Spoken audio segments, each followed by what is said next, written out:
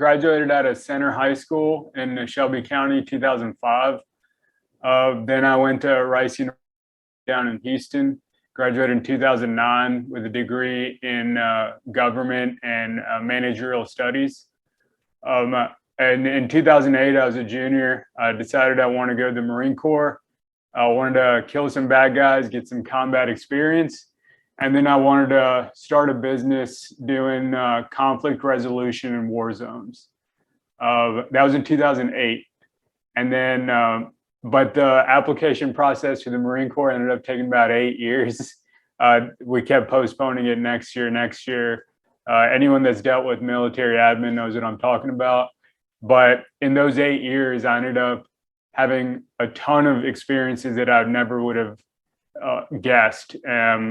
Ranging from I worked, at Congressman Gomer's DC office to my biggest experience in those 8 years was I was a roughneck in the oil field. So I started out as a floor hand, and I worked my way up to being a driller.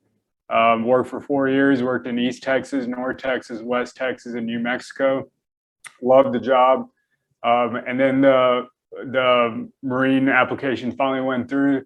And in 2016, I became a Marine officer, artillery officer. Ended up, as an officer, you get trained in strategy and leadership, and ended up being in charge of units of Marines ranging from 36 to 108, I believe was the biggest during active duty. And then I got out of the Marine Corps last year, and then here we are now. That's the abridged version. We've been in the race even before, while Gomer was still there. So I'm not running against Gomer, I'm running for our country. And I started getting these ideas, like when I was first in DC, I was fresh out of college, 21, and I hated the culture. I like my staffers a lot. I still keep in touch with a lot of them, but the culture itself, it was not focused on the constituents. So I hated it. But then I started working in the oil field. I loved it. But then I realized how huge the disconnect was between my blue collar buddies that I grew up with in Center and my buddies in the oil field and my buddies from Rice, who by now have worked in multiple federal agencies, both houses of Congress, White House. And I see the disconnect in how these two different groups of people think about what our country is and where we're headed. And I noticed that when I was roughnecking in the oil field, roughly 2014, 2015. And so I realized this disconnect is going to get worse and it's going to be horrible for the country, but I didn't think it would happen this quickly. I thought I should maybe go in there, some kind of office, not even sure whether it was going to be US Congress, but some kind of office after I retire, after my kids have graduated, after I've enjoyed my life with my wife and kids. But the way that things are going now, I mean, it's basically how I thought it would go. It just got a lot quicker. And the reason I'm running is I think there's a specific, practical, and simple solution to it. There's no politician that we can send to DC to fix any of these problems, including me. And I know that because I have so many friends in different parts of the federal government. Okay, the federal government is a beast. It doesn't matter who you elect. No politician is going to do anything about it. So the solution I'm running on, the reason I'm running is we have a specific practical plan to return to local self-government like we had in this country for hundreds of years, and that Republicans have believed for a long time. And I believe there's a way that we can return to that now. And that's the only way that we move forward. That's the only way we heal our country's problems, is we allow local communities to fix problems for themselves. I mean, it's really simple. I have all these blue collar experiences and these white collar experiences, and I never planned for any of it. And I realized I mean, that allows me to think so much differently than your average person that runs for office. So when I go into office, my first step is extremely simple. We're going to execute the plan. And we have a PDF of the plan. If you go to the website, atoliforcongress.com, like you can put your email in and you'll get exactly what the plan is.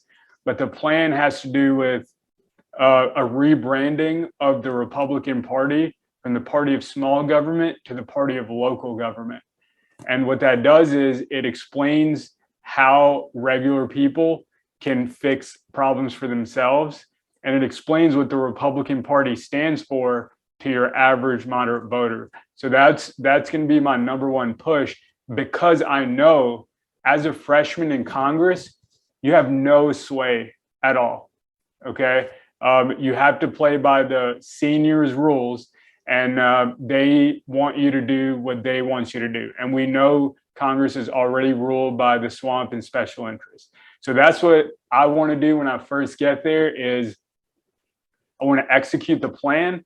And this first step of the plan is a rebranding of the Republican Party from the party of small government to the party of local government.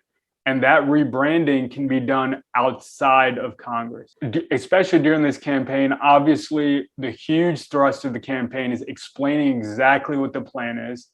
And the plan, when we go talk to people, we break it down into, it's only 15 minutes, but it's very simple. 5 minutes is why everyone can feel something is wrong with the country, but what exactly is wrong? So we explain that root cause for 5 minutes.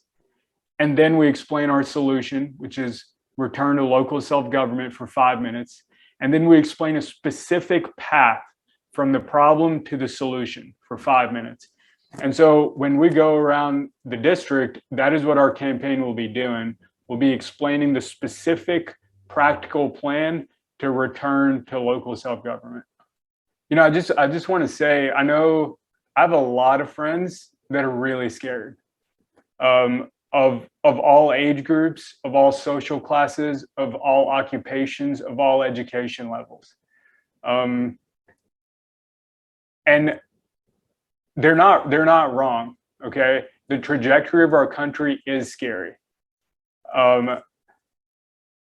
But there are solutions to these problems, and local self-government is that solution. And we can talk about history and how we got here. But it's obvious that the path moving forward is to start to decentralize the power that has been centralized in DC the last 90 years. It's obvious that now the pendulum is ready to swing back towards a decentralization of power in DC. And that's how we move forward as a country. Okay. So it's understandable that everyone's scared, and they're not wrong. What I will say is there are solutions 100%, and there are many people working on those solutions, not just me, people across the country. And we as a country are strong enough, and we are flexible enough, and we are capable enough to make it through this temporary downturn that we're in right now. And if you want to learn more, just go to roughneckforcongress.com or find us on Facebook at Totally for Congress.